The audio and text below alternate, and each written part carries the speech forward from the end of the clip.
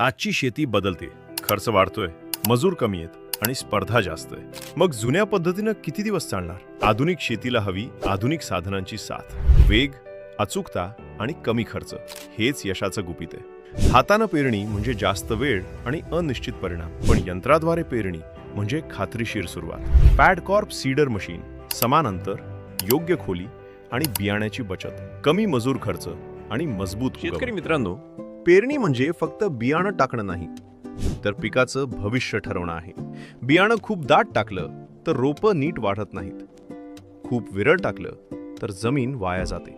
म्हणून पेरणी हवी बरोबर अंतराने, एकसारखी आणि अचूक. आणि हे काम सोपं करतं पॅडकॉर्प सीडर मशीन. समान अंतर, बियाण्याची बचत, वेळ आणि मेहनत दोन्ही कमी. पॅडकॉर्प सीडर, स्मार्ट पेरणी, जास्त उत्पादन.